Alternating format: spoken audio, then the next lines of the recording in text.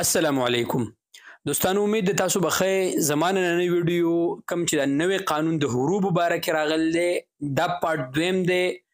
دا ویډیو تاسو ټول وګورئ دوستانو، نو ان شاء الله امید دی ان شاء الله چې تاسو به ټول پوه شئ چې آیا حروب ختم شوي دي که نه دي، آیا شپېته ورځې پس چې کم او مین خبره ده چې انقطاع عن العمل او په حروبو کې او متغیب عن العمل کې فرق څه دی، او آیا ډومېسټک ورکر یعنې وړو مهنو دپاره آیا دا په دې کې شامل دي که نه دي. په دې ویډیو کې نن په تفصیل سره پوهیږو.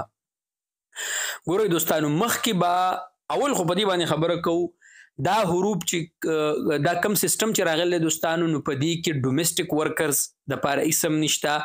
د هغې د حروب د ختمولو دپاره چې کوم دی کفیل به تقدود کوي، کفیل به دغه کوي، کفیل به منډه ترړوي په 15 ورځو کې دننه ختمولی شي. د هغې نه علاوه وروسته بیا خبره ګرانه ده. دا خو خبره یو شوه. دویمه خبره دا ده دوستانو چې حروب ختم شوي دي که نه دي ختم شوي. نو ګورئ دوستانو، ما په دې باندې په اولنۍ ویډیو کې تاسو ته خبره کړې وه چې چونکې د وزارت العمل د سیستم نه د حروبو دا سیستم ختم شوی دی، دا خبرې اوس قوا ته اړول ده، منسق قوا ته. او ما تاسو ته مخکې په دې باندې دا خبره کړې چې ګورئ ملګرو، په ځان له په قوا کې تاسو به کمې کمپنۍ کار کوئ، د هغو سره تاسو کانټریکټ وکئ، عقد ورسره آنلاین رجسټر عقد د هغو سره وکئ، او د دې ډېر زیات اهمیت دی.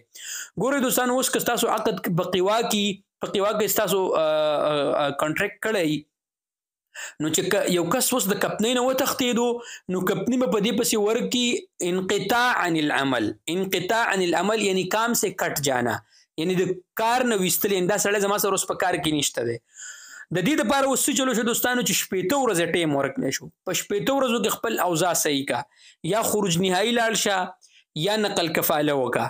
که په 15 ورځو کې د دننه په دې دواړو باندې عمل ونه کو، نو اقصی به تا پسې متغیب یعنی حروب به د پسې شو کېږي، بس قصه ختمه. بیا به تا پسې په سیستم کې حروب شو کېږي، یعنی حروب به د پسې لکه مخکې چې څنګه وه. دې کې یو خبره ده چې کم ستا زړه کمپنۍ چې کومه ده، نو دې زړې کمپنۍ چې ته کله انقطاع عن العمل کړی، نو دا ته دې سره واپس دا تا ستا نقل کفاله نشي اخیستی، یا به خروج نهایي ځي او یا به نقل کفاله کوي. د دې خبرو مقصد څه دوستانو، وزارت العمل کوشش دا کوي چې یاره مطلب دا د عامل او د مطلب کم کمپنۍ ده یا دغه چې دی کم صاحب العمل چې دغې په منځ کې یعنی ښه دغه راشي، او دا حروب او دا قصې پیسې لکه دا مشاکل ختم شي. ٹھیک شو دوستانو، نو اصل کې خبره دا ده، کم ملګري چې دا خبره کوي چې یاره مطلب دا د حروب ختم شوي دي، د وزارت العمل د سیستم نه ختم شوي دي، نوم صرف چینج انقطاع عن العمل او 15 ورځې ټایم ورکړی شوی دی چې په دې کې به خپل اوضاع صحیح کړي. واقع چې دا یو زبردست دغه دی. اوس په دې باندې خبره کوو دوستانو چې د کم ملګرو چې مخکې حروب ورکړی شوي هغو به څه کوي.